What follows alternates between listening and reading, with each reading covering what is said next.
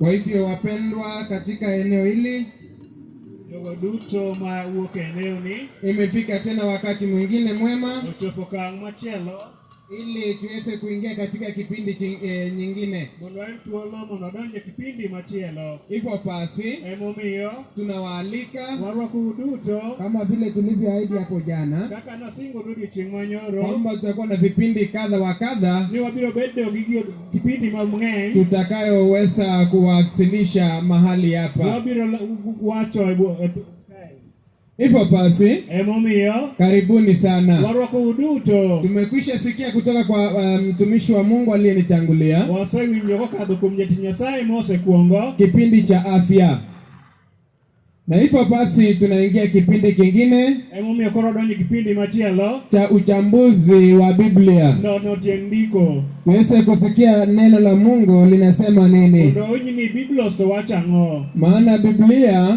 muma wacho kama ililetwa ni neno la Mungu en wajo Nyasachwa ambalo twastahili kuliamini. Mondo muma en gino monego wayie kuome. Na kwa maana kuna vitu vingi sana ambavyo tutajifundisha kutoka kwenye Biblia. Nitie gigo mang'eny wabiro puonjruok kokadho kuom Biblos. Leo tunataka kujifundisha kuhusu neno lenyewe. Odiechieng' ma kawuono wada puonjore kuom wachno owuon, Biblia lenyewe. muma owuon. Na kabla ya hayo, kapok watimo mano, naomba tunyenyekee yieuru wabolre uru ili tuweze kuomba. Mondo walem. Na tuombe. Walemo. Muumbaji wa vyote vilivyomo, tuacha mbele zako katika masaa haya. Tunakushukuru kwa upendo wako. Umeona ni vyema tuweze kufikia masaa haya, na zaidi ya yote pia tuweze kuwasilisha ujumbe wako kwa wapendwa wote ambao wanafikiwa na sauti hii popote walipo. Ebu Mungu, nena na wana wako waweze kujua kwamba ni kwa mapenzi yako ukawawezesha wasikie neno, na hivyo basi wanastahili kusikia na kuchukua hatua ya kipekee ya kujiunga na kundi lako na kumkubali Kristo kama mwokozi wa maisha yako. Basi nena na wana wako, tutumie sisi tu kama vyombo. Tumeomba katika Kristo aliye Bwana na mkombozi wetu. Amen. Amen. Basi leo hii odiechieng' ma kawuono tunajifundisha kuhusu neno la Mungu, wabiro puonjore kokadho kuom wach Nyasaye, ili kwamba momiyo mambo yote ambayo tutajifundisha sehemu hii weche duto mwabiro puonjore okang' machal kama kutoka kwenye Biblia, kokadho kuom Biblos, tuwe tumekubaliana kwamba Biblia ni neno la Mungu na lafaa kuaminiwa na yeyote. Yie mondo wayiere kende ni Biblos en wach Nyasachwa kendo onego wayie kuome. Basi msomaji, Emomiyo jasomo nenda nami kitabu cha Timotheo wa pili, Timotheo wa pili 3:16. Timotheo mara 2:16.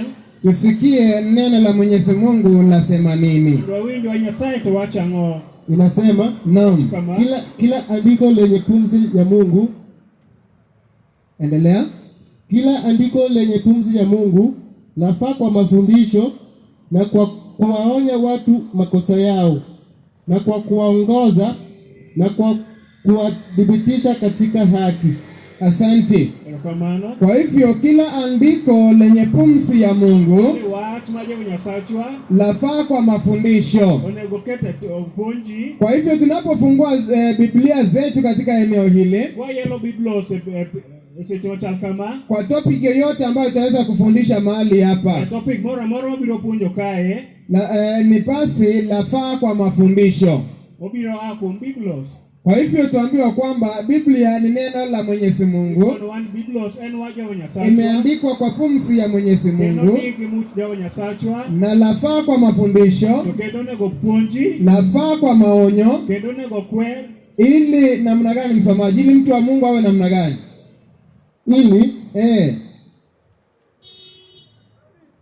Ili mtu wa Mungu awe kamili, ili tuweze kukamilishwa wapendwa, lazima tuwe tumefundishwa na tumeshika yaliyoandikwa kwenye Biblia.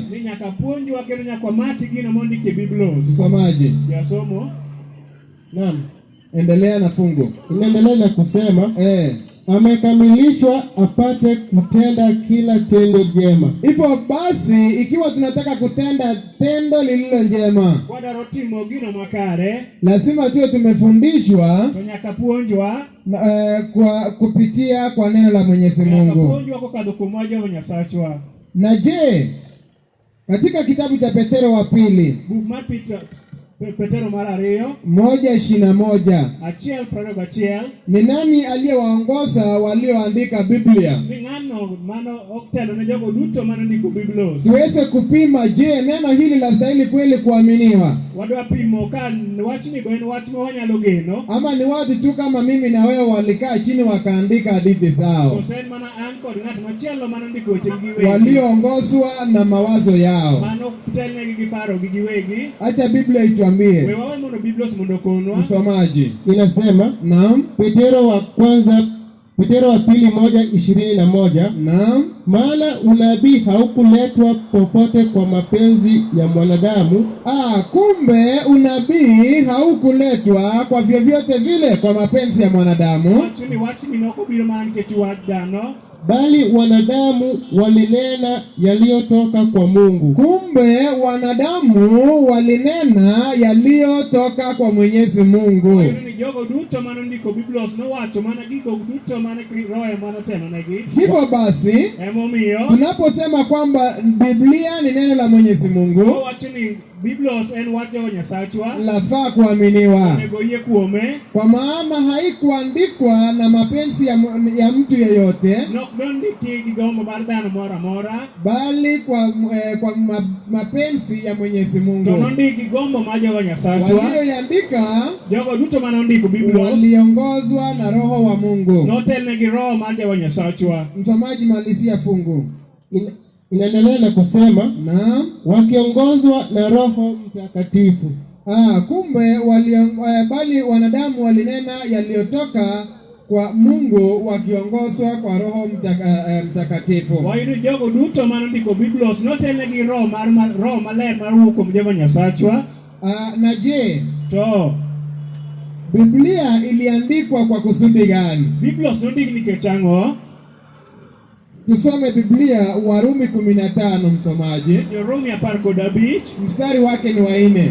wesne 4. Tupate kusudi la Biblia kuandikwa lilikuwa la nini? Mondo wayud gino momiyo nondiknwa Biblos, Ili mtu asije akasema kwamba ki ng'ato wach niya maneno ya Biblia sio yetu. ni wach mowuok kuom Muma ok en marwa. Kwa hivyo tunasoma Warumi 15:4 Wabiro somo Jorumi 15 wesne 4 tupate kusikia, mondo wawinji je, yaliandikwa kwa kusudi la nini? nondik Biblos nikech ang'o? Msomaji, inasema Naam. kwa kuwa yote yaliyotangulia kuandikwa, Kwa hivyo yote yaliyotangulia kuandikwa, ni gigo duto manokuong ndiki, ambayo tumesema basi ni Biblia, mano yudo ni en Biblos, ni neno la Mungu, en wach Jehova ni Nyasachwa, pumzi iliyo hai kendo en wach mar ngima, na lafaa kwa mafundisho. kendo onego puonji. Hivyo basi iliandikwa kwa kusudi gani? Endelea. yaliandikwa ili kutufundisha sisi. Kwa hivyo yaliandikwa ili yaweze kutufundisha sisi, mimi nawe. Wayudo ni Biblos nondik ni mondo puonjowa duto, an achung' ka kod in. Endelea msomaji. Ili kwa saburi na faraja Ili kwa saburi na faraja Wayudo ni kata kuom lit kata kuom mor, ya maandiko tupate kuwa na tumaini. Kwa hivyo kwa maana Mungu wetu anatupenda sana, ni nikech Jehova Nyasachwa noherowa duto, angetaka tukae bila matumaini. ok odwa ni wadang' maonge yie. Hivyo basi akawaongoza waandishi wa Biblia Emomiyo notelo ne jogo duto manondiko Biblos waandike neno lake takatifu, mondo ondik wachni maler, ili tusomapo mondo kwasomo tuweze kupata tumaini mondo wabed gi yie, na faraja mondo wabed gi yie motegno. na saburi. Hivyo basi, Emomiyo na je, neno laweza kufanya nini kwa wanaolitii? To jogo duto marito wachni ang'o manya wachni nyalo timo e ngimagi. Wale wote watasikia sauti hii na waweze kutii. Jogo duto mabiro winjo sauti to biro kete tim. Itakuwa namna gani juu ya maisha yao? Biro bedo nang'o kit ngimagi duto. Msomaji unapoenda Petero wa pili, Wasomo buk mar Peter mar 2. moja mstari wake ni wa 4. Achiel wach ni 4. Tulikwisha sikia katika Timotheo wa pili 3:17 wasewinjo kokadho kuom buk mar Timotheo mar 2 achiel wach kwamba 17. inakamilisha mtu yeyote atakayeisoma Nwawinjo ni buk mar Timotheo wacho ni ng'ano duto mosomo Biblos aweze kutenda kila tendo lililo njema. mondo tim gino duto maber e kit ngimane. Je, Petero anaongezea vipi katika Petero wa pili 1 mstari wake ni wa 4? Petero mar 2 to mawasna achiel Petero mar 2 achiel wasna 4 to wacho ang'o? Inasema, Naam.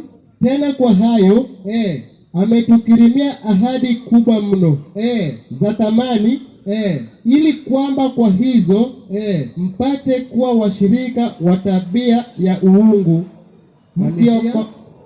mkiokolewa na uharibifu uliomo duniani kwa sababu ya tamaa. Asanti. Erokamano. Kwa hivyo kumbe Wayudo niya neno hili ambalo limeandikwa wach mano ndiknwa tutakapolisoma wasome tuweze kuielewa, wawinje tuishi kwa vile linavyosema, wadak kako ndiknwa, tutakuwa na tabia ya uungu, wabiro bedo gi gino ma Jehova Nyasaye dwaro, tutakuwa watu wakamilifu, wabiro bedo jogo motegno, tutakuwa watu walio safi na watakatifu, wabiro bedo jogo maler gi jogo ma Jehova Nyasaye oyiego. maana neno hili Emomiyo wachni litatulainisha sawasawa na mapenzi ya Mungu, biro reyowa kaka dwa Jehova Nyasaye dwaro. maana jinsi binadamu alivyo sasa hivi, Kaka dhano dak sani alikwisha anguka kwenye dhambi, nosadulware richo, na kama ajaamini Yesu Kristo pok oyie kuom wuod Yesu Kristo, hana njia ya kumlainisha sawasawa na mapenzi ya Mungu. onge yo manyalo rie mondo chop kuom wuoro. Lakini tutakaposoma Biblia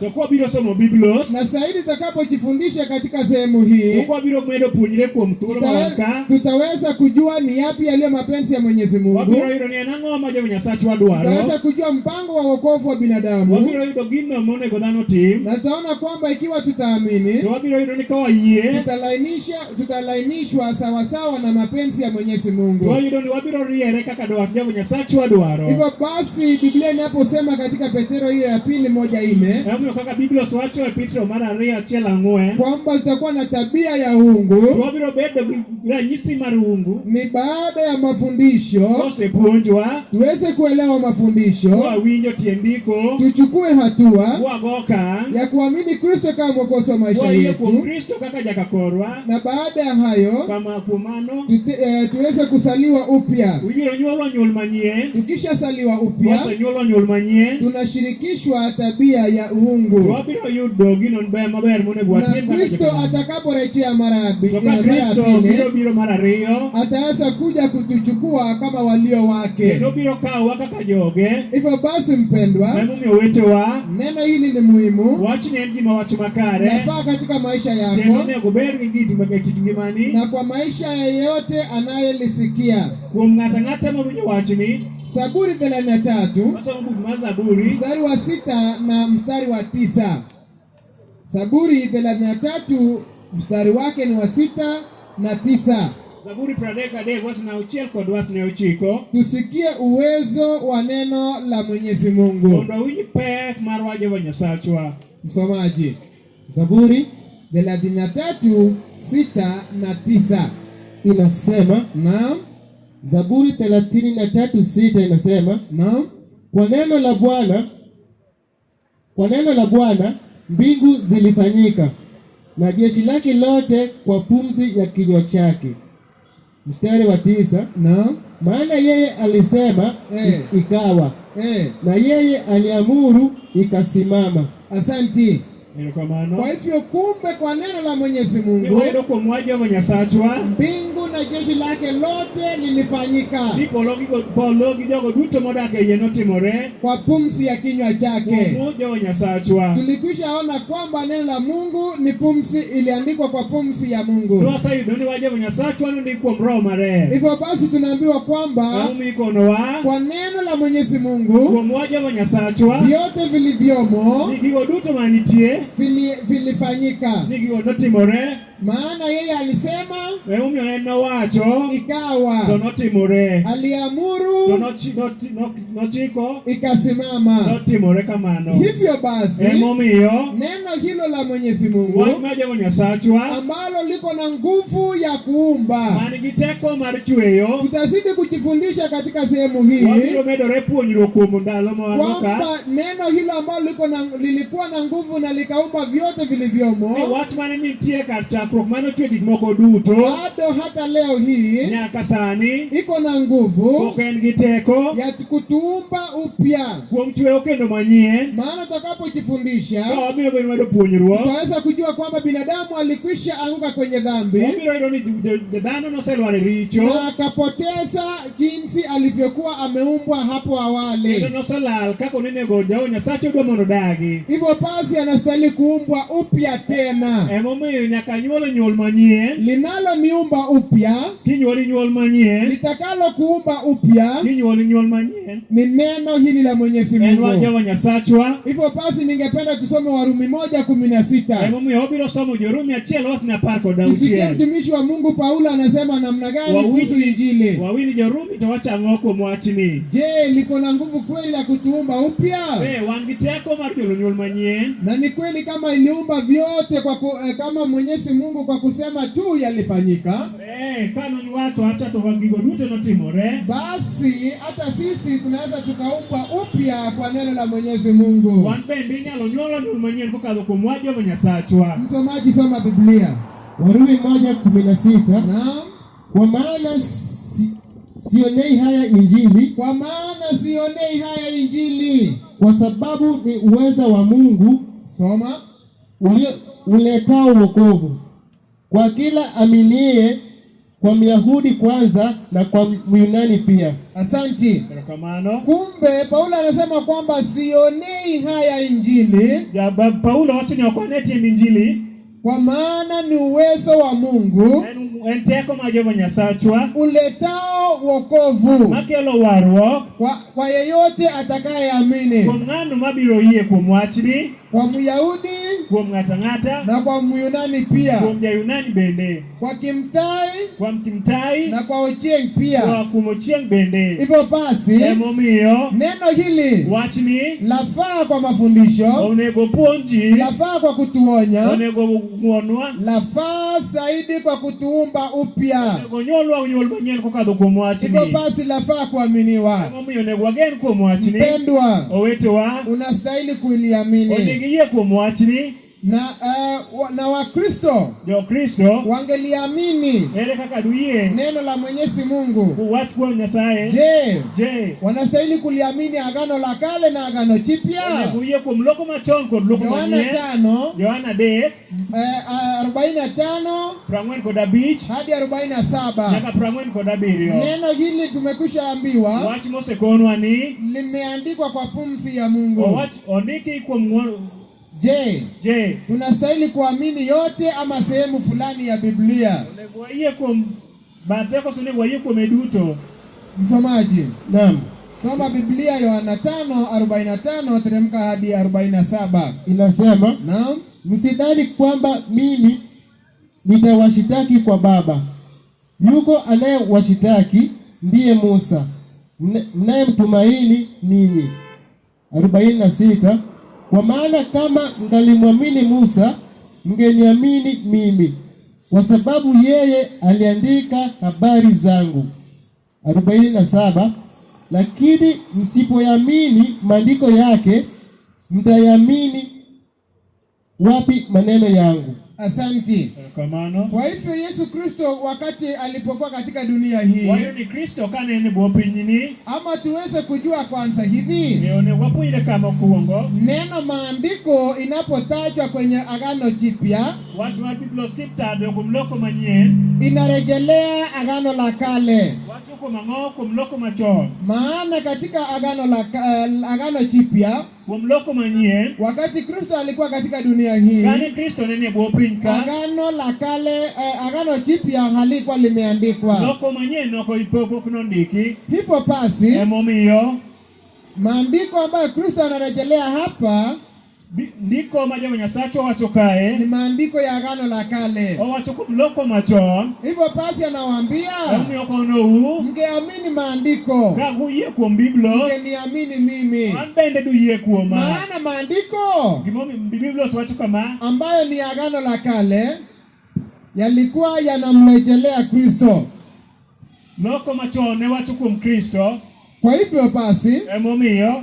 maneno hayo ya Agano la Kale yanafaa kuaminiwa Weche duto mar loko machon onego yie kuome. kama vile tu tunastahili kuamini Agano Jipya. Kaka wan bende wageno kuom loko manyien. Mwandishi ni mmoja, Jandiko mandiko en achiel. ni Mungu aliandika Kristo ema nondiko. kupitia kwa Roho Mtakatifu, Kokadho kuom Roho Maler. akawawezesha watumishi wake. Notelo ne jogo duto manondiko. Hivyo basi, Emomiyo. hatutasema Agano la Kale limepitwa na wakati Okobiro wacho ni loko machon na osekadho Agano gi sani. Jipya linafaa kuaminiwa Ni pekee. loko manyien kende monego wagen kuome. La hasha, Mano ok wabi yie. hilo litakuwa fundisho la uongo. Mano biro bedo puonj ma miriambo. Basi Agano la Kale na Agano Jipya Wayudi loko machon gi loko manyien. litakuwa na nguvu sawa. Gibiro bedo gin gi teko achiel. Agano la Kale Loko machon. lilikuwa linarejelea Agano Jipya. Loko machon ne nyiso tiende loko Hivyo manyien. basi, ikiwa tutaamini Agano Jipya, Emomiyo kwa biro yie kuom loko manyien. misingi yake ni Agano la Kale.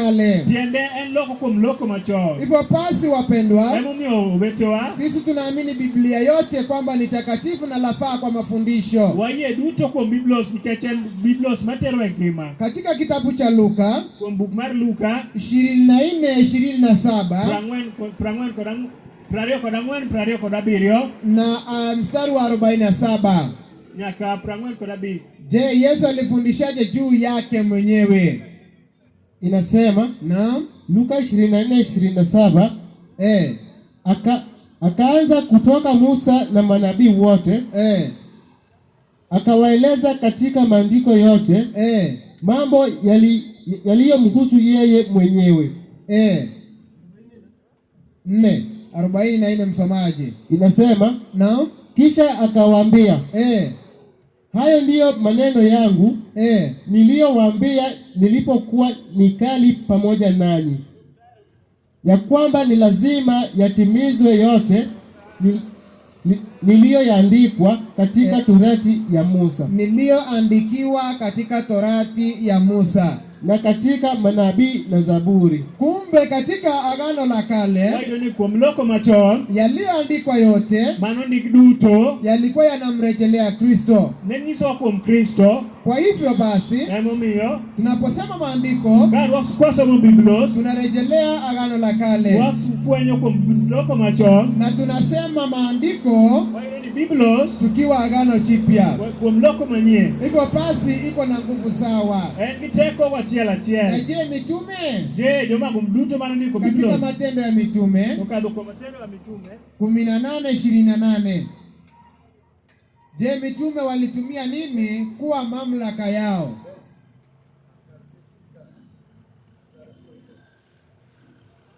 Msomaji.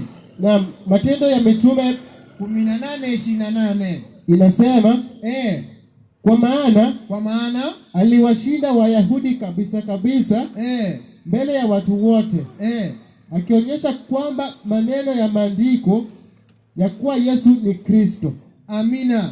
Erokamano. Huyo ni watumishi wa Agano Jipya Wayudo kuom jogo duto manondiko loko manyien walioamini Biblia ama Agano la Kale, mano yie kuom loko machon, waliowezeshwa na Roho Mtakatifu kumjua Kristo kumjua Yesu kama Kristo mwana wa Mungu, mane Roho Maler otelonegi kuom ng'eyo kuom Kristo ne wuod Kristo. Walipoenda kwenye mafundisho Kane gidhi kuom puonjruok, wakakutana na Wayahudi, ne girado gi Wayahudi, watu ambao hawakumkubali Yesu kwamba ndiye mwana wa Mungu, jogo duto mane ok oyie kuom Kristo, waliokataa kwamba huyo ndiye Masihi ambaye alikuwa ametabiriwa kwamba atakuja. ne gitamre kuom ng'ano.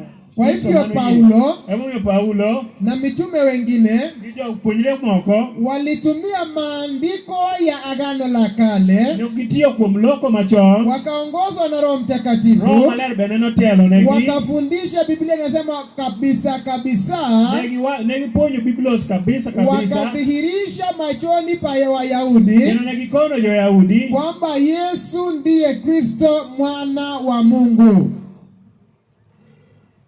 Kwa hivyo tunaposoma maandiko, wasomo Biblos, lazima tukubali kwamba ni maneno ya Mwenyezi Mungu mwenyewe. wayie ni Biblos en ma Jehova Nyasaye owuon. Kwa hivyo mafundisho, msingi wa mafundisho ya Agano Jipya ni Agano la Kale. Wayudo ni kuom loko manyien owuok mana kuom loko machon. Yohana 5, Yohana 39. 5:39. Yohana 5, msomaji, Yohana inasema 5:39. 39. Inasema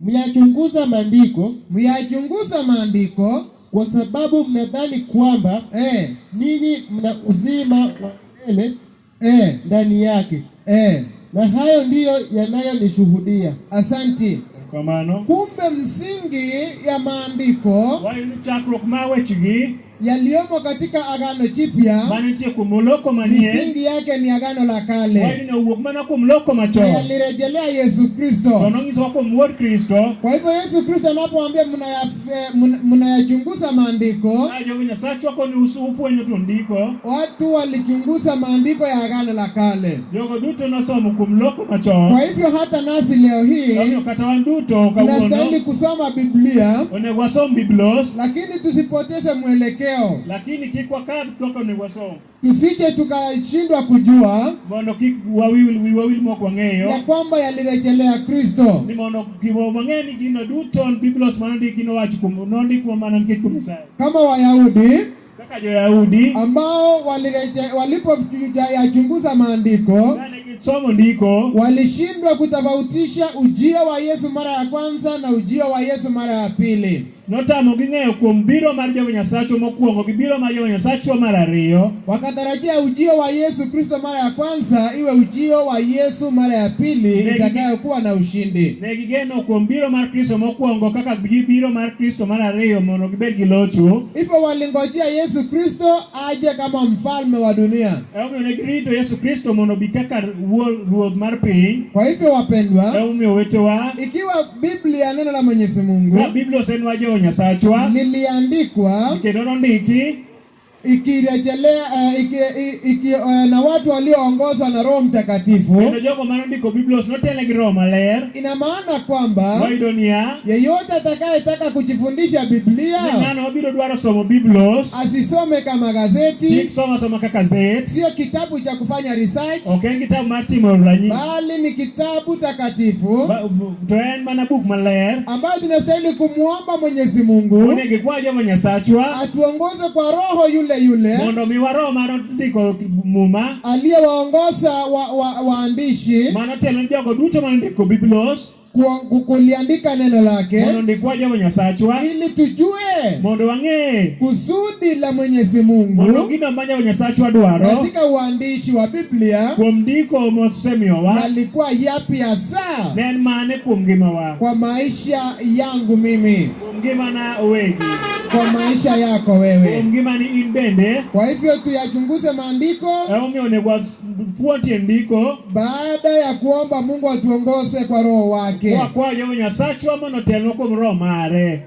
kwa maana Emomiyo Yohana 10 msomaji, Yohana 10:35, 35, watu wasije wakasoma Biblia ji kik soma Biblos wakitaka mapenzi yao, mondo gidwar mana dwachgi giwegi, wakitaka kuyatekeleza tamaa ni zao, mondo gidwar mondo luor mana gitieko gimno magigombo. Tunaambiwa vipi juu ya maandiko? Ikono wanango Biblos wacho nango. Mtu anaweza akafanyia chochote, akafanya mapenzi yake. Be ngati nyaso unasoma Biblos mondo tim godo wache. Msomaji, Yohana 10:35 na Biblia iseme, inasema, na ikiwa aliwaita miungu wale waliojiliwa na neno la Mungu, na maandiko hayawezi kutanguka. Maandiko hayawezi kutanguka. Wayo ni Biblos oknya yudo thuolo mondo lwar. Mtu anaweza fanya mambo ambayo anataka kuyafanya. Ng'ato matimo weche duto mondo anotim. Lakini mpendwa, asikia leo hii. Agombo ni mondo inyo dichema kawuono. Maandiko matakatifu ya Mwenyezi Mungu ni wajo Nyasacho maler hayawezi kamwe kutanguka. Oknya lwar kakiparo. Isaia 55 mstari wa 11. Isaia 55 mstari wa 11. Isaya 59 wesi na parko da chie. Neno la Mungu likisha sema, wajo Nyasacho wakosewacho, limesema, tosewacho, haitarudi haitapadilika. Oknya lokore. Anza mstari wa 10 pale Isaya 55:10. Inasema, naam, maana kama vile mvua ishukavyo na theluji kutoka mbinguni, wala hairudi huko, bali huinywesha ardhi na kuizalisha na kuichipuza, ikampa mtu apandaye mbegu na mtu alaye chakula. Mstari wa 11, naam, ndivyo litakavyokuwa neno langu, naam, litokalo katika kinywa changu, halitanirudia bure, bali litatimiza mapenzi yangu. Amen. Nalo litafanikiwa katika mambo yale niliyolituma. Asanti. Kamano. Kumbe neno la Mwenyezi Mungu anasema kwamba ni kama mvua inapoanguka kutoka kwenye anga la mbingu. Wayo ni wajo Nyasacho wachalo kikoth mawuok e polo, ama umande uangukao kwenye anga la mbingu hadi ardhi. Wawacho ni wuok e polo balwar nyaka e pi. Haitarudi bure. Nyok nyadok nono. Lazima litimize yale ambayo amekusudia. Ninyako kochwe nyako tim gino duto moro. Kama vile kukinyesha, mana kaka kokoth kochwe, mbegu yote yaliyo ardhini, ni cham duto manyelo yatamea. Nyaka ti. Kama ni miti ya kuchipuka, ken mi tien mo nyaka ti, itachipuka. nyaka uogi. Kwa hivyo vivyo ndivyo neno la Mwenyezi Mungu lilivyo. Mane kaka wajo Nyasacho benitie, haliwezi likatanguka, okonya lwar, haliwezi likabadilika. okonya lokore. Lazima litatimiza mapenzi ya Mwenyezi Mungu. Ninyako tima na dua jawa Nyasacho. Kwa hivyo mtu asije akalitumia neno kwa kusudi yake ama matakwa yake mwenyewe. Ye mondo kikitigi wajo Nyasacho ko gwomoni owegi. Vile Mungu amelisema, kaka jawa Nyasacho sewacho, ndivyo litakavyokuwa. Kaka notimre. Vile Mungu amelitaja, kaka jawa Nyasacho sewacho, vivyo ndivyo litakavyokuwa. Kaka nobedi. Kwa hivyo mpendwa, katika wakati wote tutakapokuwa sehemu hii, neno lile litaangukia kwenye masikio yenu. Tutasema kwa mapenzi ya Mwenyezi Mungu. Tutafundisha kwa mapenzi ya Mwenyezi Mungu. Na neno hilo litakapoingia kwenye masikio yenu, yaweze kuleta maisha mapya katika maisha yenu. Maana halibadiliki. Tutasema jinsi Biblia imeandika. Tutawaachia uamuzi mikononi mwenu. Kumbukumbu la Torati 4 mstari wa 2. Tusikie, je, mwanadamu ameruhusiwa aliongeze neno lolote kwenye Biblia? Msomaji, Kumbukumbu la Torati 4 mstari wake ni wa 2. Inasema, na msiliongeze neno,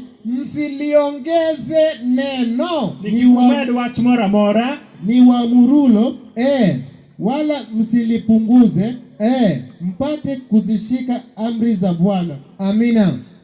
Kwa hivyo wayudo niya Biblia imetukanya mapema, Biblia osekwero wa chon, tumetahatarishwa mapema okwero wa chon ili tuweze kulichukulia Biblia ki wakao Biblos kama vile inavyosema, kaka ondiki, tusije tukaliongeza, ki kwa med gimoro amora e Biblos, tusije tukapunguza. ki kwa gol gimoro amora kuom e Kama Biblos. Biblia inasema left, Ka Biblia osewacho ni left, tunaenda left. wadhi koni. Kama inasema turn right, Kowacho ni wadhi komachielo, we turn right. wadhi komachielo. Kama inasema simama, Kowacho ni chungi, tutasimama. wabiro chung. Ikisema endelea, Kowacho ni dhi mbele, tutafanya hivyo. wabiro timo kaka owacho. Mpendwa, Owetewa, dunia hii piny mwadake ni Hosea 4:6 ose ang'wen auchiel inatuambia kwamba wachonwa kama watu wangu wameangamizwa, ni joga duto lwar, watu wangu wamepotea joga duto oselal kwa kukosa maarifa. kuom koso puonj makare. Inaendelea kusema, Omedo wacho kama na kwa maana mliyakataa maarifa, mana nikech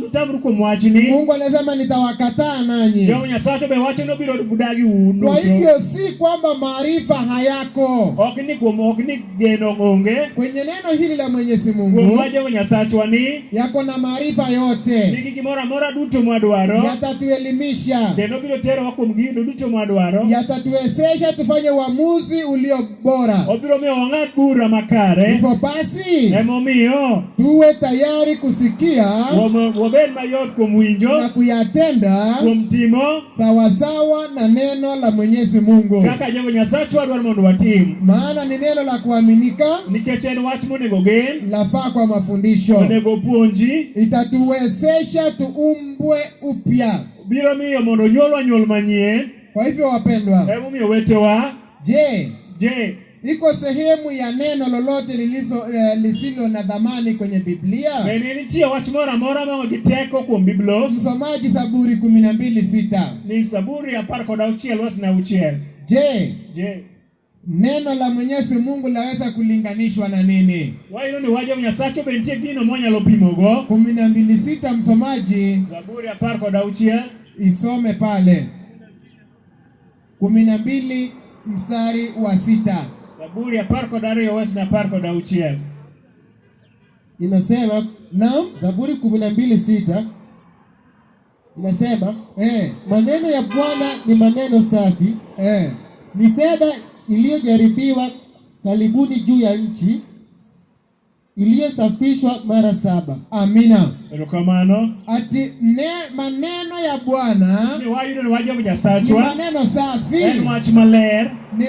ni fedha iliyojaribiwa karibuni Wayo ni en gino mano chitem chon juu ya nchi, e bwo piny, iliyosafishwa mara 7. mano puodhe nyadibiriyo. Tunapotaja mara 7 ni kwamba imesafishwa kikamilifu. Kwa wach ni nyadibiriyo wang'iso ni en gino duto maler. Hivyo basi hakuna sehemu kwenye neno la Mwenyezi Mungu Wayo ni kuom Biblia songe gimoro amora ambalo halifai mok ber, ama ambalo halitahakikishwa. moko konwa kaka e tiende. 30 mstari wa 5, kitabu cha Methali 30 mstari wa 5 inasema, kila neno la Mungu limehakikishwa, yeye ni ngao yao wamwaminio. Amina.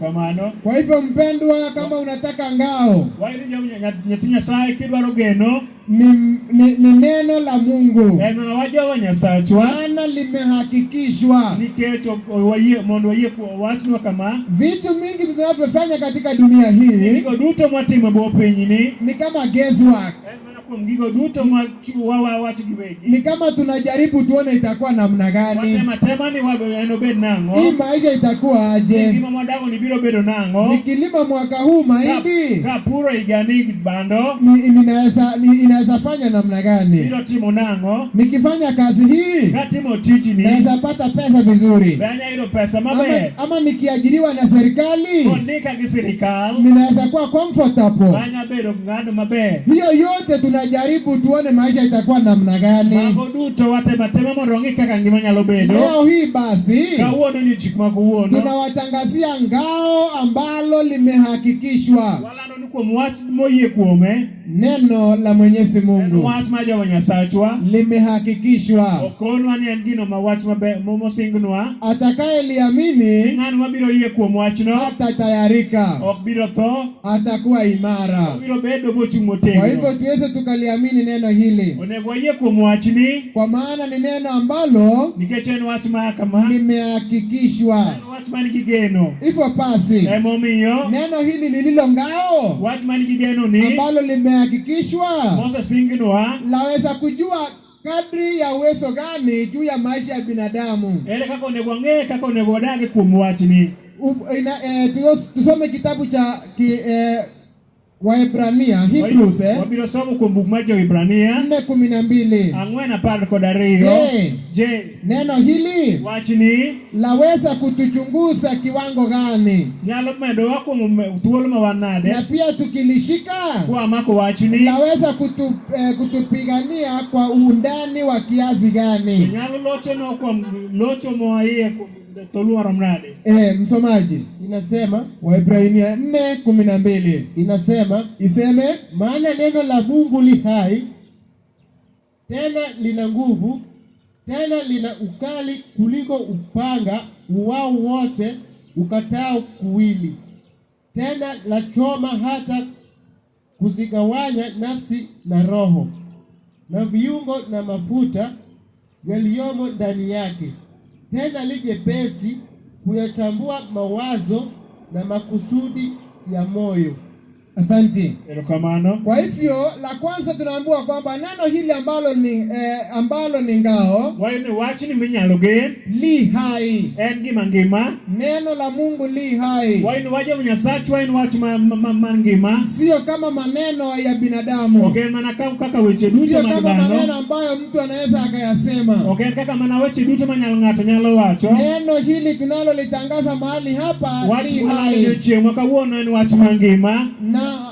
Na yeyote atakayeliamini Ni ng'ano duto mabiro yie kuom wachni hatafanya haraka, ok biro timo piyo, hatastuka, ok bibuogre, atasimama imara, biro chung' motegno, maana ni neno lililo hai. nikech en wach man gi ngima. Tena tunaambiwa liko na ukali kama kushinda upanga, Kendo ikonwa no bith moingo kata beti. upanga ambayo imewekwa makali kuwili. Iwacho ni upanga man gi dhogi kod ariyo. Neno hili lina nguvu kuliko hilo. Iwacho ni wachni nigi teko moinge. Hivyo basi mpendwa, Emomiyo wetewa, neno hili lililo hai wach mangimani na liko na ukali kuliko panga ukatao kuwili, man gi teko moingo pala, moingo beti man gi dhogi ariyo. tunaambiwa kwamba tena la choma hata kusigawanya nafsi na roho Wachni wangi kendo pogo kendo chuny kod parruok. na viungo vya mafuta ndani yake. Oino pogo gimoro amora mane dendi. Hivyo basi neno hili lilo hai Emomiyo wachni mangimani tunastahili kuliamini. onego wayie kuome. Neno hili ambalo liko na makali Wach man gi teko ni na inakata kuwili, kendo ng'ado gik moko, itakukata wewe biro ng'adi, na itamkata yule biro mwingine. ng'ado machielo, Iko na ukali kendo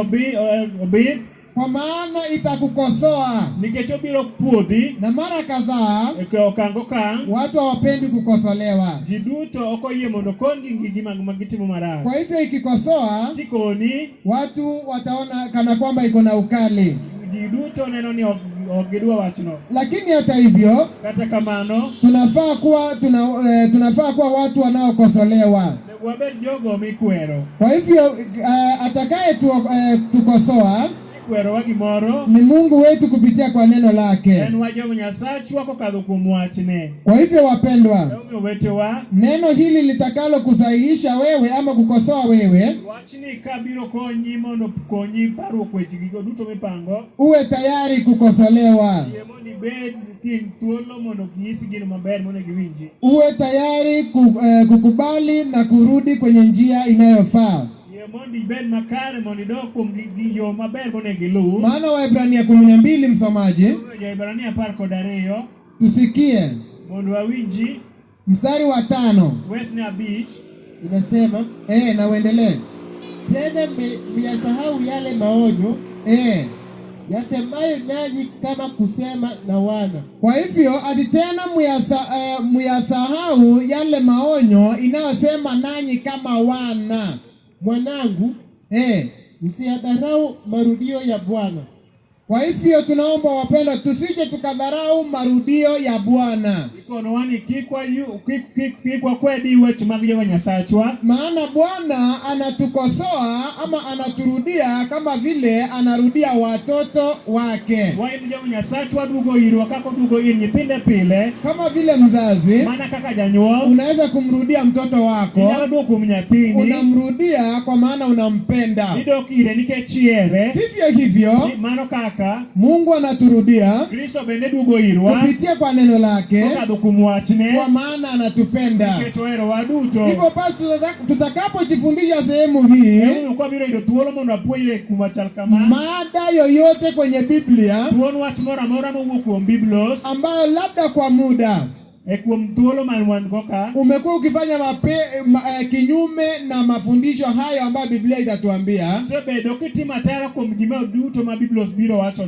usiuthike, usikasirike, usijisumbue, funjika moyo na ukubali mafundisho ya kweli. Endelea msomaji ulikowachia. Inaendelea kusema wala usizimie moyo utakaporekebishwa, ukikemewa naye. Kwa hivyo neno hili likikukemea usihuzunike. Inakata kuwili, inakurekebisha. Ni sauti ya Mungu akurudishe kwenye njia. Msomaji endelea. Mstari wa 6. Maana yeye ambaye Bwana ampenda humrudi. Kwa hivyo Mungu anakupenda wewe, na ndiposa utapata mafundisho ambayo yatakukosoa, yatakurejesha kwenye njia linalofaa. Hivyo uwe tayari na ujue hiyo ni upendo wa Mungu. Endelea msomaji. Naye humpiga kila mwana amkubalie. Amkubalie ama ampendaye. Asanti. Kwa hivyo Mungu anaweza kumrekebisha mtu yeyote kwa maana anampenda. Mstari wa 7. Ni kwa ajili ya kurudiwa mwastahimili. Ni kwa ajili ya kurudiwa tunastahimili. Mungu awatendea kama wana. Maana ni mwana yupi asiyerudiwa na babaye? Asanti. Kumbe Mungu anaturudia, anatukosoa, akitumia neno lake kama watoto wake. Kwa maana ni nani asiyerudiwa? Ni mtoto yupi asiyerudiwa na wazazi wake? Na nyinyi wakazi wa Mukuro ni shahidi tosha kwamba watoto ambao hawarudiwi na wazazi wao ni watoto ambao ni wakaidi, ni watoto ambao wako na tabia isiyofaa. Hivyo hivyo nasi tutakavyokuwa, ikiwa tutakataa kurekebishwa ama kukosolewa na neno la Mungu. Kwa hivyo mpendo, usifanye moyo mgumu, uwe tayari kukosolewa. Mstari wa 8 inasema nini msomaji? Tusikie mstari wa 8 pale inatuambia namna gani? Inasema basi kama mkiwa hamna kurudiwa, ikiwa kama hamtaki ama hamna kurudiwa, ambako ni fungu la wote, ambako kurudiwa ni fungu la wote, kila mmoja anastahili kurudiwa, ndipo mmekuwa wana wa haramu ninyi. Kwa hivyo basi mtakuwa wana wa haramu, wala si wana wa halali. Asanti.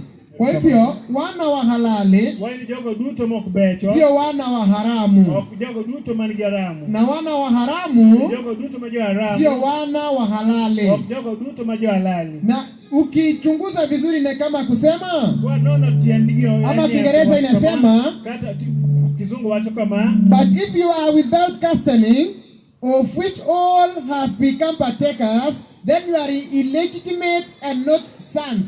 Hivyo basi hatutaitwa wana. Amami ok bi duoko kaka jo. Ni kama watoto ambao hawajarudiwa na wazazi wao. Ana kaka nyithindo ma ok janyuol odok irgi. Ama watoto ambao walikaa peke yao bila mtu mkubwa ambaye angekuwa kama mzazi wa kumrudia. Mana kaka nyithindo moko mopogore kendgi monge janyuol moro amora manyalo dok irgi. Ni kama wale watoto wamezaliwa wakatupwa. Mana kaka nyithindo monyuol to witi, wakakuwa tu peke yao pale town. Gibeda kendgi town kuchocho. Hakuna anayewarudia. Onge jalo manyalo dok irgi. Tabia yao umewajua. Timbegi ung'eyo. Na ungetamani. Ok inyal gombo. Vivyo ndivyo utakavyokuwa. Mane kaka bende nobedi. Tukikataa kukosolewa na neno la Mungu. Watamru winyo waje wa Nyasachwa. Hivyo wapendwa, owechowa, neno hili wachni lafaa kwa mafundisho. ber kipuonjo. Zaburi 119 mstari wa 105. Zaburi 119 verse 105. Tusikie neno hili la Mwenyezi Mungu. Zaburi 105 verse 119. Zaburi 105 verse 105. Naam, soma Biblia msomaji. Zaburi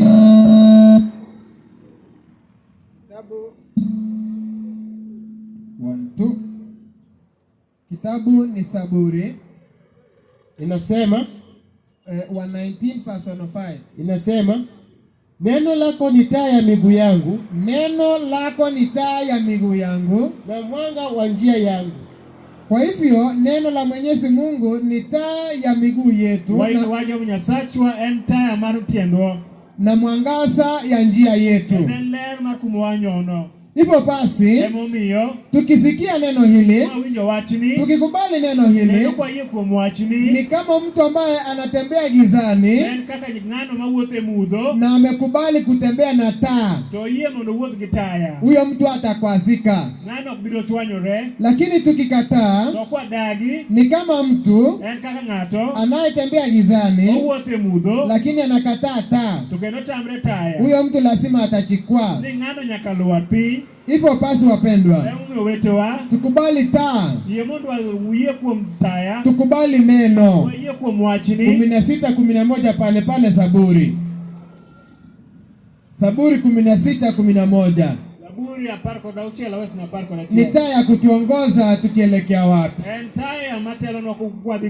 Neno hili ambalo tungependa kuhimisana sehemu hii linahubiriwa almost kila mahali katika dunia. Wanaoambiwa wanataka kuelekezwa wapi na taa hii. Msomaji, 16:11 inasema Zaburi, naam, utanijulisha njia ya uzima. Kumbe neno la Mwenyezi Mungu litatujulisha njia ya uzima. Taa hii ambayo tunastahili kutembea nayo katika dunia lenye giza linatuongoza kwenye maisha ya uzima. Endelea msomaji. Mbele za uso wako ziko furaha tele. Itatuongoza mbele za uso ya Mwenyezi Mungu, na mbele ya uso ya Mwenyezi Mungu iko na furaha nyingi.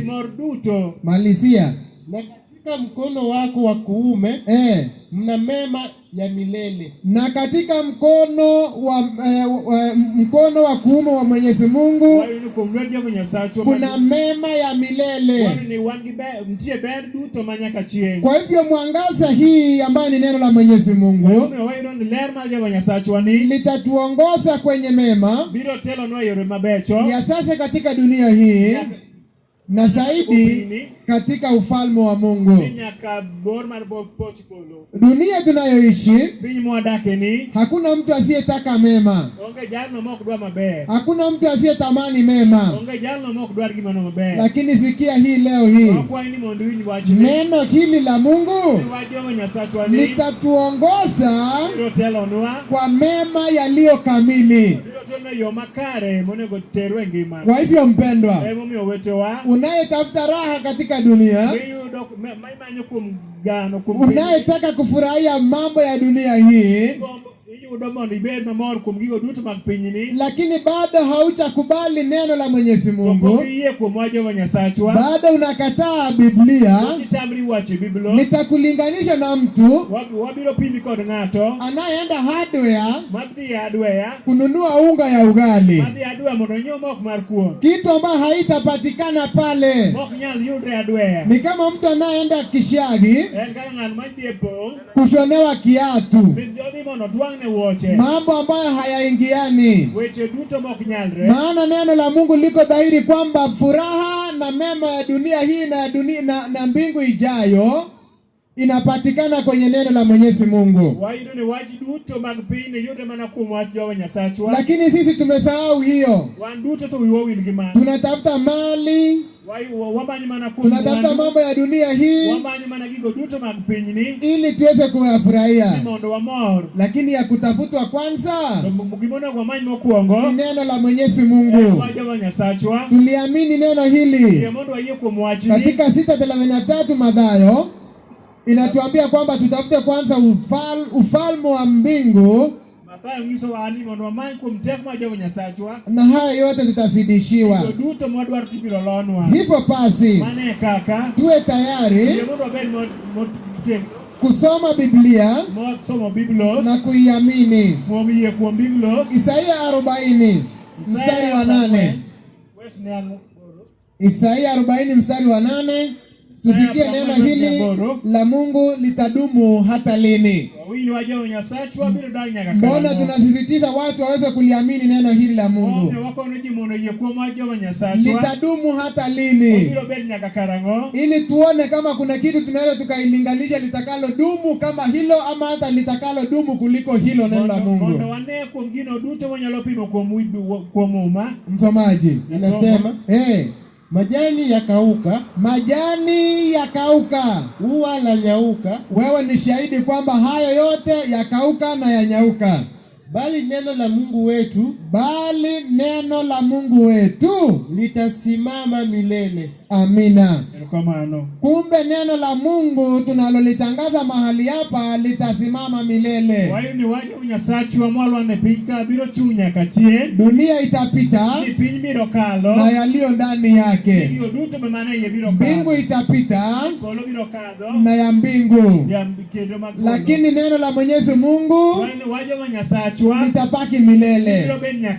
Kwa hivyo tunafaa kuchukua maisha yetu kwa kuamini neno hili, kulikubali sauti hili,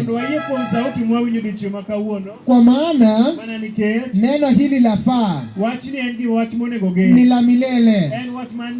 Tutaweza kuyafanya mambo mingi ambayo tunatarajia kwamba yatadumu milele, lakini hakuna kitakachodumu kuliko neno la Mwenyezi Mungu. Na je, tunastahili kulisoma aje Biblia? Tunastahili kusoma vipi neno la Mwenyezi Mungu? Kitabu cha Isaia 28 mstari wa 9 na mstari wa 10. Je, tunastahili kusoma aje Biblia?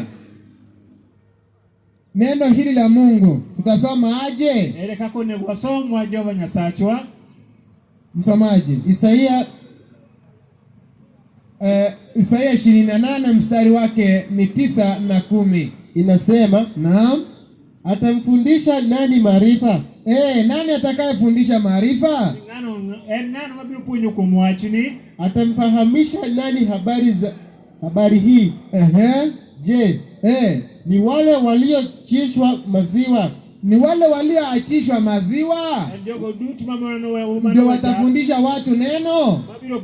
Yaani ni watu ambao hawajakolea kwenye neno ndio watafundisha watu neno? Hapana.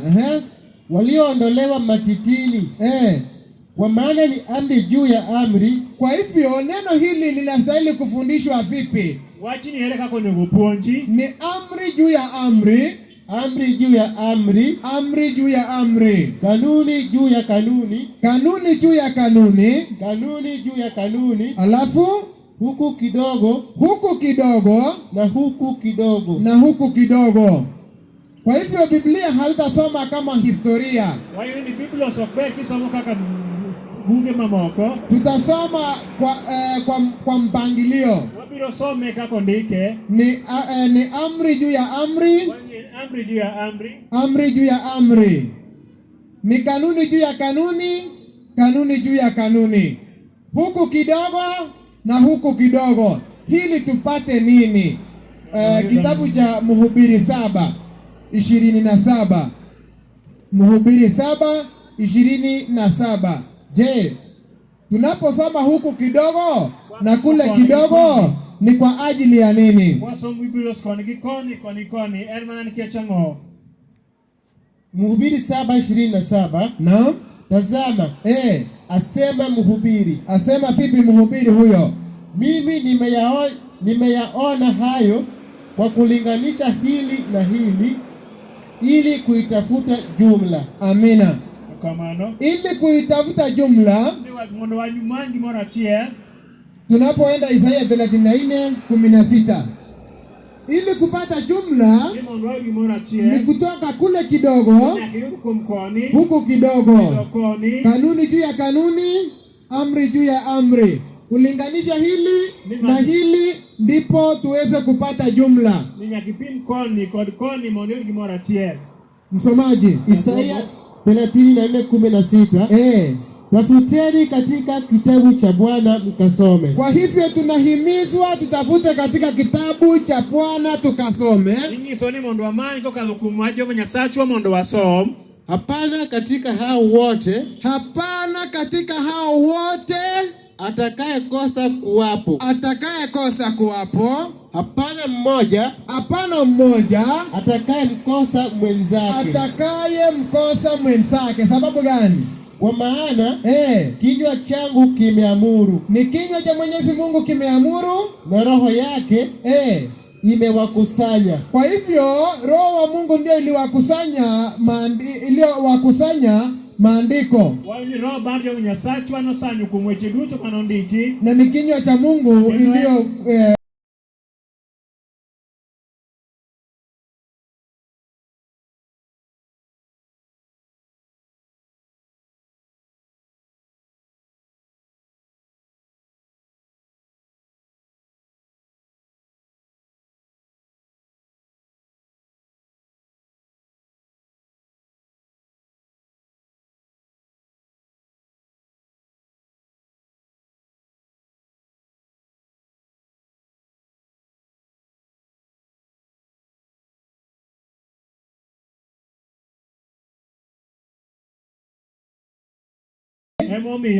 ambao ungependa kujua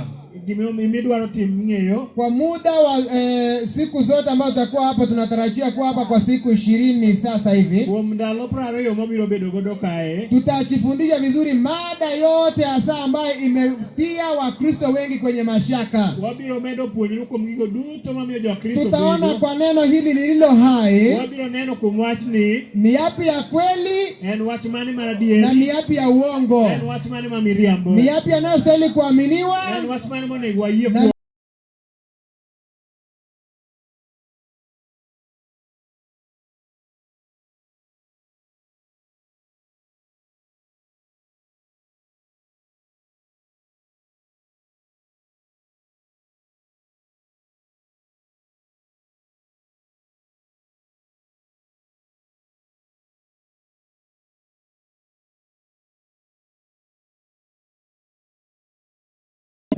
wala uweza wa Mungu. Amina. Kwa hivyo Yesu aliwaambia kwamba mnapotea kwa maana hamyajui maandiko.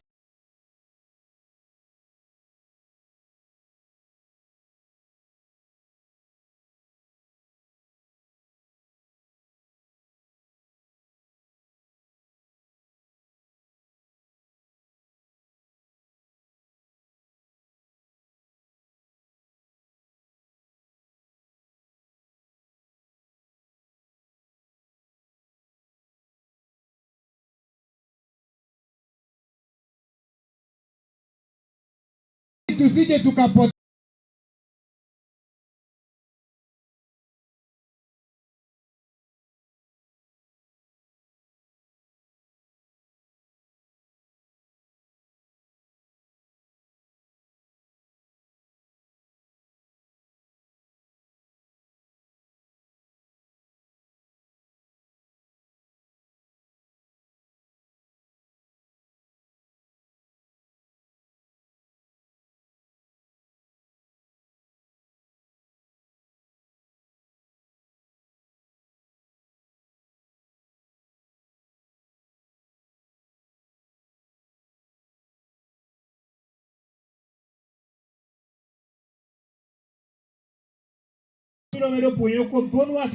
Ili mpendo usipotee, na Kristo amekwisha kukulipia deni. Mungu awabariki, awalinde, hasa mtakapochukua hatua ya kujifundisha zaidi. Ukiwa na swali unakaribishwa, unaswalisha swali lako.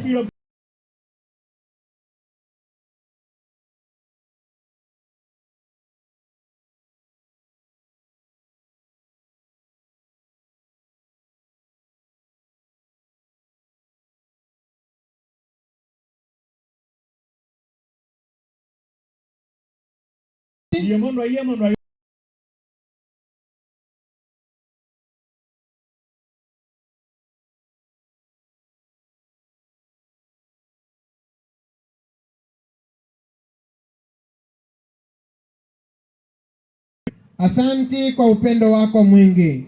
Umenena na msikilizaji kadri imekupendeza. Tuomba kwamba yale yote ambayo tumejifundisha leo hii yaweze kukita mizizi ndani ya mioyo ya wale wote ambao wamesikia, ili wasije wakaona kwamba ni kelele tu, bali watu wako waweze kuona kwamba ni neno lako imewafikia, na ni wakati ambapo wanastahili kufanya uamuzi wa pekee, kuyajua yaliyo kweli, kama vile Biblia inatuambia kwamba neno lako ndilo kweli, na hilo ndilo tutatakaswa kwalo. Takasa watoto wako kwa neno lako, waandae masikio yao na mioyo yao kwa ajili ya neno lako. Endelea kuwa nasi, ni ombi letu katika Kristo aliye Bwana na mkombozi wetu. Amen.